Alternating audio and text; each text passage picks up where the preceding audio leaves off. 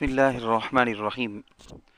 آج 26 جولائی 4 ذی الحجہ 1440 پر ایک ہجری، ہر اتوار کو ہمارے پیسفل اسکائی یوٹیوب چینل پر انبیاء کی سیرتوں کو بیان کرنے کا سلسلہ چل رہا ہے۔ چنانچہ آج ابو البشر دوم آدم ثانی حضرت نوح علیہ السلام کی سیرت کو بیان کیا جائے گا۔ صحیح مسلم شریف کے باب الشفاعہ میں حضرت ابو ہریرہ رضی اللہ عنہ سے ایک روایت ہے جس میں آیا ہے کہ اے نوح، تو زمین پر سب سے پہلا رسول بنایا گیا ہے، کیونکہ حضرت آدم علیہ السلام کے بعد یہی پہلے نبی ہیں، یہی پہلے رسول ہیں جن کو رسالت سے نوازا گیا۔ لکھا ہے حضرت آدم علیہ السلام کی وفات کے 1000 سال تک لوگ اللہ تعالیٰ کی توحید پر قائم تھے۔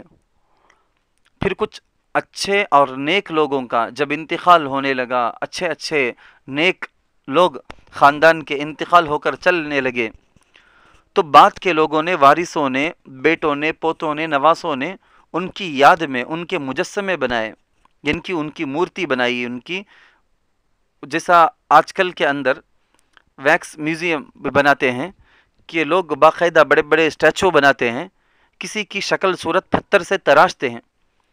دھیرے دھیرے ان کی پوجا اور عبادت بھی شروع کر دیے۔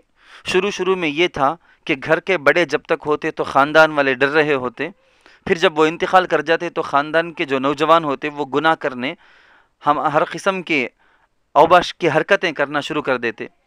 تو ان بچوں کو ڈرا کر رکھنے کے لیے جو بڑے، جن بڑوں سے وہ ڈرتے تھے، ان کی شکل، ان کی مورتی بنا کر گھر کے بیچ میں رکھ دیا جاتا تھا کہ ان کو دیکھ کر، ان کا خیال کر کے وہ اچھے راستے میں چلتے، برے راستے سے رکتے تھے۔ لیکن آگے چل کر کیا ہوا، ان کی پوجا، ان کے سامنے ان کی پوجا پرستش کرنا، ان بتوں کی عبادت کرنا تک شروع کر دیے۔ انہی سے، اسی بت سے توبہ مانگنا، اسی بت سے استغفار کرنا، اسی بت سے کسی اپنی خوشی کی چیز کو مانگنا، اسی بت سے اپنے کسی ناپسندیدہ چیز کو دور کرنے کے لیے مدد طلب کرنا، یہ ساری چیزیں رفتہ شروع ہو گئی۔ اسی طرح سے پورے عرب اور عجم میں، یعنی پوری دنیا میں ذرا کر کے بت پرستی، مورتی پوجا شروع ہو گئی۔ جب لوگوں نے اللہ کو چھوڑ کر مورتیوں اور بتوں کی پرستی شروع کر دی، شرک میں لوگ مبتلا ہو گئے، تو ان کی ہدایت کے لیے اللہ تعالیٰ نے حضرت نوح علیہ السلام کو نبی اور رسول بنا کر بھیجا۔ حضرت نوح علیہ السلام کا شمار دنیا کے عظیم ترین انبیاء میں ہوتا ہے، وہ سب سے پہلے اور نبی اور رسول ہیں۔ حضرت ادریس علیہ السلام کی تیسری پشت میں حضرت نوح علیہ السلام عراق کے دجلہ اور فرات کے وادی میں پیدا ہوئے۔ اللہ تعالیٰ نے قرآن کریم میں 40/3 مقام پر ان کا تذکرہ فرمایا ہے، یعنی 20/8 سورتوں میں 40/3 جگہوں میں ان کا تذکرہ آیا ہے۔ حضرت نوح علیہ السلام سے پہلے تمام قوم اور تمام لوگ توحید اور حقیقی معبود کی عبادت کیا کرتے تھے، پھر سب کے سب شرک کی طرف مائل ہو گئے، تو تب اللہ تعالیٰ نے اپنی سنت اور عادت کے مطابق ان سب کو راہ راست بتانے کے لیے، اللہ کا تعارف کرانے، اللہ کی وحدانیت کو بتانے سمجھانے کے لیے ایک ہادی اور رسول کو بھیجا۔ حضرت نوح علیہ السلام نے توحید اور اللہ کی عبادت کی طرف دعوت دی، مسلسل سچے مذہب کی طرف پکارا، لیکن قوم نے نہ مانا، نفرت اور حقارت کے ساتھ انکار کیا، بلکہ اصرار کیا۔ مالدار اور قوم کے سرداروں نے تحقیر کی اور جھٹلانے کا کوئی بھی پہلو نہیں چھوڑا، بلکہ حضرت نوح علیہ السلام کے ساتھ ان پر ایمان لانے اور ان کی پیروی کرنے والے غریب تابع داروں کو بھی تحقیر کرتے تھے، اور کہتے تھے کہ کیا ہم ان کی طرح ہیں کہ تیرے تابع بن جائیں اور تجھ کو اپنا مقتدی بنا لیں۔ وہ سمجھتے تھے کہ کمزور لوگ بے عقلی میں حضرت نوح کی بات مان رہے ہیں، اور یہ بھی کہتے تھے کہ ان غریبوں کو تم اپنے پاس سے دور بھیج دو، تب ہم تمہاری بات سن سکتے ہیں۔ ہم مالدار اور وہ غریب و نادار، ہم سب ایک ہی جگہ میں کیسے بیٹھ سکتے ہیں؟ ہم سب ایک جگہ میں نہیں بیٹھ سکتے۔ وہی باتیں ہیں جو سرداران قریش، کفار مکہ نے اللہ کے رسول صلی اللہ علیہ وسلم سے کہا تھا۔ یہ طریقہ، یہ سلسلہ بہت پرانے زمانے سے غالباً چلا آ رہا ہے۔ ہم دیکھتے ہیں کہ حضرت نوح کی سیرت میں بھی وہی باتیں، ان کے ساتھ گستاخی کرنے والوں کی بھی وہی باتیں تھیں، رسول اللہ صلی اللہ علیہ وسلم کو جواب دینے والوں کی بھی وہی باتیں تھیں۔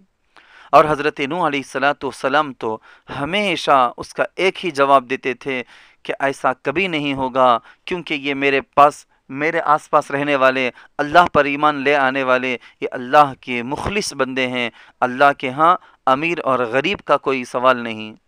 اور حضرت نوح علیہ السلام یہ بھی بار بار کہتے تھے کہ مجھے نہ تمہاری دولت اور مال کی طلب ہے، نہ منصب اور مرتبے کی حرص ہے، اور نہ میں اس کی کوئی اجرت تم سے مانگتا ہوں۔ لا اسألکم علیہ اجرا ان اجری الا علی رب العالمین، میں اس دعوت کے کام کی کوئی اجرت، اللہ کی طرف میں تم کو بلاتا ہوں تو اس کے بدلے پیسے تو میں نہیں مانگتا ہوں، جو میرا بدلہ ہوگا وہ تو اللہ دے گا، تم سے میں نہیں مانگتا۔ غرضے کہ مدت گزر گئی، مگر حضرت نوح علیہ السلام کی خیر خواہی اور دعوت جتنی بڑھتی گئی قوم کے عناد اور بغض میں اتنا ہی اضافہ ہوتا گیا، حتیٰ کہ قوم کے بڑوں نے عام لوگوں سے صاف کہہ دیا کہ تم کسی بھی طرح ود، سواع، یغوث اور یعوق اور نصر جیسے بتوں کی پرستش کو مت چھوڑو، حتیٰ کہ ضد میں آ کر یہاں تک کہنے لگے کہ اے نوح، تو نے ہم سے جھگڑا کیا اور بہت جھگڑا کیا، اب اس کو ختم کر دے، اور جو تو نے ہم سے عذاب الہی کا وعدہ کیا ہے وہ لے آ۔ بڑی ہمت کے ساتھ، بڑی دلیری کے ساتھ، بڑی حماقت کے ساتھ ان لوگوں نے یہ کہہ دیا کہ جو اللہ کا عذاب تو جس سے ڈرا رہا ہے وہ لے آ۔ چنانچہ تو خیر جواب میں حضرت نوح علیہ السلام نے بھی کہا کہ اگر اللہ چاہے گا تو اس عذاب کو بھی ضرور لے آئے گا اور تم کچھ نہیں کر سکتے ہو۔ چنانچہ حضرت نوح علیہ السلام کی طرف وحی کی گئی کہ جو ایمان لے آئے وہ لے آئے، بس اب اس کے بعد ان میں سے کوئی بھی ایمان لے آنے والا نہیں ہے، بس ان کی حرکت پر غم نہ کرو۔ تب جا کر حضرت نوح علیہ السلام کو معلوم ہوا اللہ کی بات کو پہنچانے میں میری طرف سے کوئی کمی نہیں ہوئی، بلکہ نہ ماننے والوں کی ہٹ دھرمی اور اکڑ تکبر کا قصور ہے کہ ان کو اب تک سمجھ میں نہیں آیا۔ پھر حضرت نوح علیہ السلام نے وہ دعا کی جو سورہ نوح میں تفصیل سے مذکور ہے کہ اے پروردگار، اگر یہ کافر اور ظالم زندہ رہے تو یہ اچھے لوگوں کو بھی گمراہ کر دیں گے اور ان کی نسلیں بھی انہی کی طرح نافرمان پیدا ہوگی۔ اب اللہ نے عذاب بھیجنے کا فیصلہ کر لیا تو مومنین اور قانتین کو محفوظ رکھنے اور بچانے کے لیے پہلے ہی سے انتظام کر لیا گیا، یعنی پورے 950 سال 950 سال قوم کو دعوت دینے کے بعد اللہ کے حکم کے بعد انہوں نے ایک کشتی بنائی، اور یہ بناء سفینہ، کشتی کے بنانے کا ذکر قرآن کریم میں تفصیل سے موجود بھی ہے۔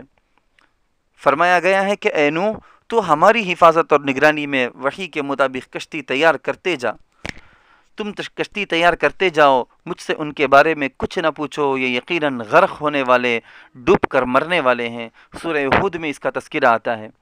کفار کو تعجب ہو رہا تھا، وہ ہنسی مذاق کر رہے تھے، وہ گزرتے تھے تو ہنستے تھے کہ ارے یہ کیا آدمی ہے، یہ کوئی بارش نہیں، کوئی ندی نہیں، کوئی دریا سمندر نہیں، یہ کشتی کہاں چلاؤ گے؟ یہاں کون سا پانی ہے کہ جس میں چلانے کے لیے تم کشتی بنا رہے ہو؟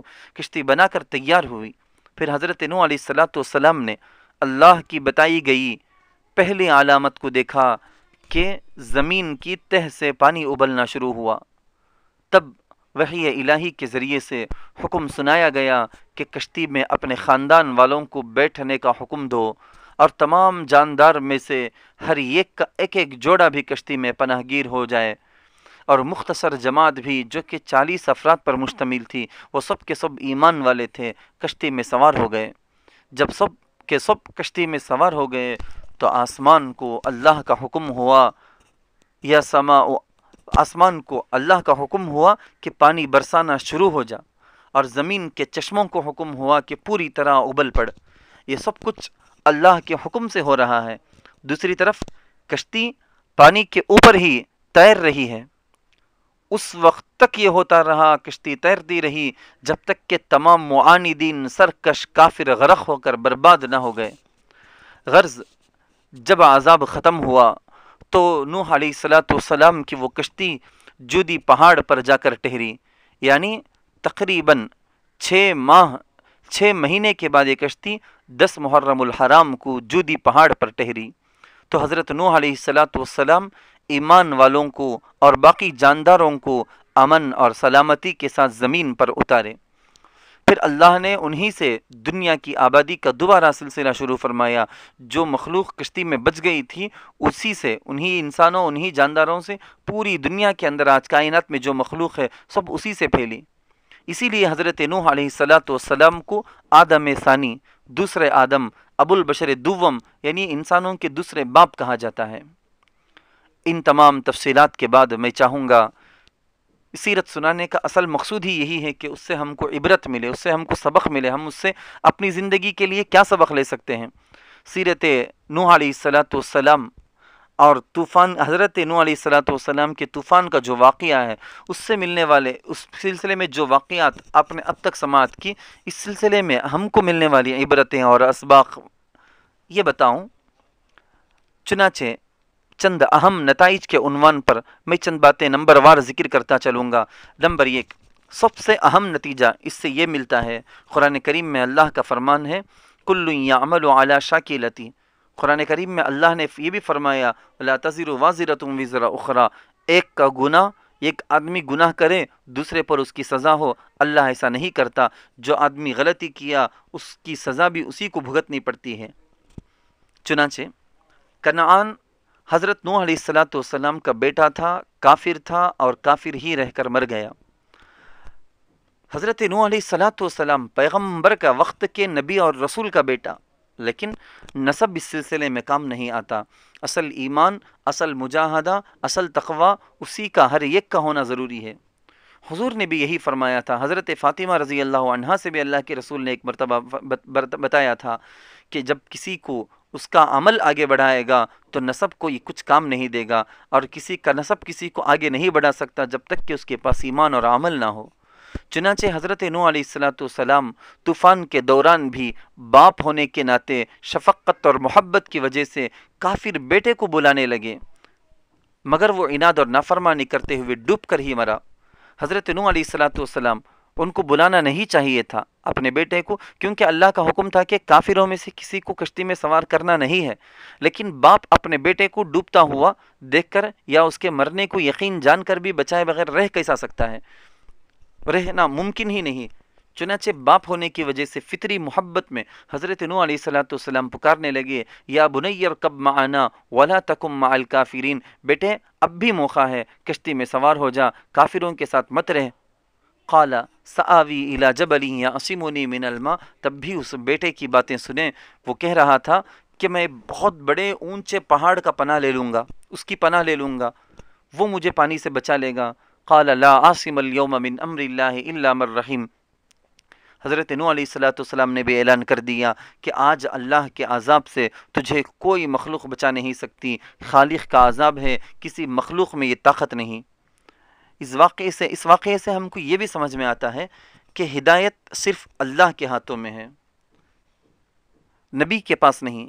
हमारे रसूल सल्लल्लाहु अलैहि वसल्लम को भी अल्लाह ने ये बताया था, नबी तुम किसी को सीधा रास्ता बता सकते हो, बोल तो सकते हो, लेकिन हिदायत में, यानी हिदायत के रास्ते में लाना किसी नबी के हाथों में नहीं। किसी के दिल के अंदर ज़बरदस्ती ईमान को ठोसना, किसी के दिल को पलट देना, इसकी ताकत सिर्फ अल्लाह के पास है, अल्लाह के अलावा किसी के पास नहीं। इन्नका ला तहदी मन अहबबता वलाकिन्नल्लाह यहदी मन यशा, कुरान में बताया गया है। अल्लाह के रसूल को अल्लाह ने फरमाया, तुम जिसको चाहते हो उसको हिदायत पर, राह रास्त पर ला नहीं सकते, अल्लाह जिसको चाहता है उसको ले आता है।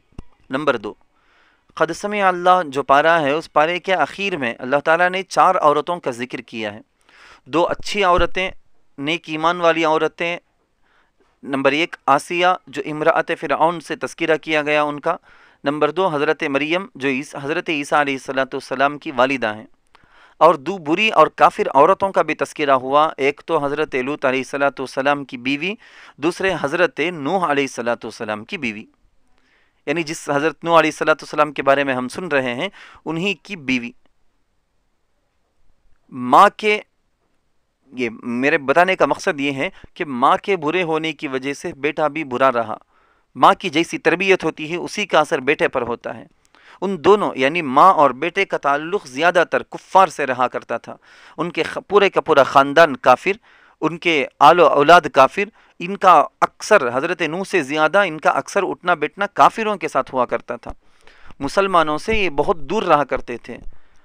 اسی بری صحبت کا اثر ان پر اس قدر پڑا کہ وہ دیگر کافروں ہی کے ساتھ غرق بھی ہو کر مر گئے۔ بری صحبت دنیا کے خطرناک زہر سے بھی بڑھ کر ہے، اس کا نتیجہ ذلت اور ناکامی ہی ہے۔ انسان کے لیے جس طرح نیکی کی ضرورت ہے، اسی طرح نیک لوگوں کی صحبت کی بھی ضرورت ہے، اور برائی سے اور برے لوگوں کی صحبت سے بچنا بے انتہا ضروری ہے۔ انسان نیکی کا راستہ نہ اپنائے، نیک لوگوں کے ساتھ نہ ملے، اٹھنا بیٹھنا نہ اس کا موقع نہ ملے، کچھ تو بچ جا سکتا ہے، لیکن اگر بروں کی صحبت مل گئی، بروں کی صحبت میں رہنے لگا تو خطرناک ترین گنہگار فاسق بن جائے گا۔ شیخ سعدی علیہ الرحمہ نے اس سلسلے میں جو اشعار فرمائے ہیں وہ قابل ذکر ہیں۔ شیخ سعدی کا ایک شعر ہے، صحبت صالح ترا صالح کند، نیک لوگوں کی صحبت میں رہو گے وہ صحبت ہی تم کو نیک بنا دے گی، صحبت طالح ترا طالح کند، بروں کی صحبت میں تمہارا اکثر اٹھنا بیٹھنا ہوگا تو تم بھی انہی کی طرح برے ہو کر رہو گے۔ ایک جگہ شیخ سعدی ہی فرماتے ہیں، سگے اصحاب کہف روزے چند، پے نیکاں گرفت مردم شد۔ اصحاب کہف کا جو کتا تھا، اصحاب کہف کے ساتھ رہ کر چند دن ان کی صحبت میں رہنے کی وجہ سے انسانوں کی طرح ہو گیا کہ ہمیشہ اس کا ذکر، حتیٰ کہ قرآن کریم کے اندر اللہ کے کلام میں اس کا ذکر آ گیا، کتنی عظیم مرتبت اس کو مل گئی ہے۔ کہا جاتا ہے، بلکہ ایک اور شیخ سعدی کا شعر یاد آیا، پسر نوح با بدا نشست، خاندان نبوتش گم شد۔ کئی مرتبہ ایسے ہوا کہ باپ نبی تھے، بیٹے کو بھی نبی بنایا گیا، مگر حضرت نوح علیہ السلام کا بیٹا بروں کی صحبت میں رہنے لگا تھا تو اس کی نبوت کا خاندان اس سے گم ہو گیا۔ آگے کی جو نسل چلی، آگے وہ جو بیٹا جو رہا، وہ بیٹا کافر کا کافر رہا۔ اسی لیے کہا جاتا ہے، یار بد بدترست از مار بد، خطرناک ترین ناک سام، یہ بہت زیادہ خطرناک زہر والا سام سے بھی زیادہ بدتر ہے برا دوست۔ بہرحال نمبر 3، اللہ پر ایمان اور توکل کے ساتھ ظاہری اسباب کا استعمال ہمارے ایمان اور ہمارے اللہ پر جو توکل ہے اس کے منافی نہیں ہے، اس کے خلاف نہیں، بلکہ توکل کا یہی طریقہ صحیح طریقہ بھی ہے۔ جیسے حضرت نوح علیہ السلام کے واقعے میں پتہ چلتا ہے، اللہ نے حضرت نوح اور ایمان والوں کو اور جانداروں کو بچانے کے لیے کشتی کے ظاہری سبب کو اپنانے کا حکم دیا، اور حضرت نوح نے بھی اپنایا۔ یہی ظاہری سبب ہے، اس کے بغیر بھی اللہ بچا سکتا ہے، لیکن اللہ نے بتا دیا کہ ظاہری سبب کو اپناؤ، اس سبب کے ذریعے سے میں تم کو بچاؤں گا۔ بیماری میں دوا کرنا، علاج کرنا، روزی کے لیے کمانا، کوئی نوکری رکھنا، کہیں کام کرنا، یہ ساری کی ساری چیزیں، بزنس کرنا، یہ سب انہی اسباب میں سے ہیں جن کا اللہ نے، رسول نے ہمیں حکم دیا ہے۔ نمبر 4، انبیاء علیہ السلام سے انسان ہونے کی بنا پر کچھ لغزش ہو سکتی ہے، اگرچہ وہ معصوم ہیں، یقیناً وہ معصوم ہیں، مگر وہ انبیاء نبی انسان ہونے کے خاطر، نبی نے انسان ہونے کے خاطر ان سے کوئی لغزش ہوتی ہے، مگر اللہ ان کو اس پر باقی نہیں رکھتے۔ جیسے اپنے بیٹے کو نہیں بلانا تھا، بلا دیے، وہ لغزش ہے، لیکن فوراً ان کو بتا دیا گیا تو انہوں نے خود کہہ دیا، لا عاصم اليوم من امر اللہ الا من رحم، انہوں نے ہی بتا دیا، ان کو معلوم بھی ہو گیا کہ یہ غلط تھا، مجھے نہیں بلانا چاہیے تھا، من جانب اللہ ان کو تنبیہ کر دی جاتی، پھر وہ سمجھ جاتے تھے۔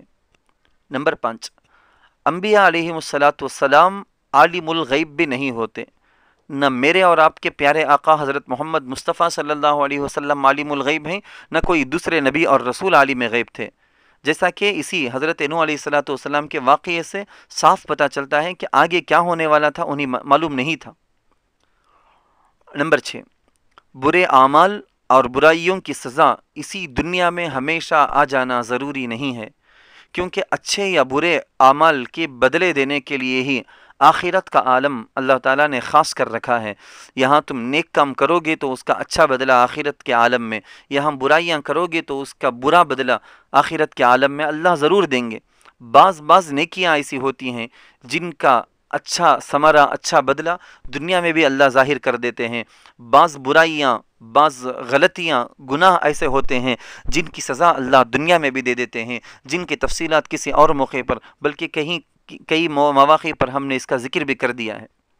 اسی وجہ سے حضرت امام اعظم ابو حنیفہ رحمۃ اللہ علیہ نے فرمایا ہے کہ ظالم اور متکبر اپنی موت سے پہلے ہی کچھ نہ کچھ سزا ضرور پا لیتے ہیں، یعنی آخرت کے عالم میں جا کر آخرت میں پانا تو ہے ہی، اس سے پہلے بھی کچھ سزا ان کو مل جاتی ہے۔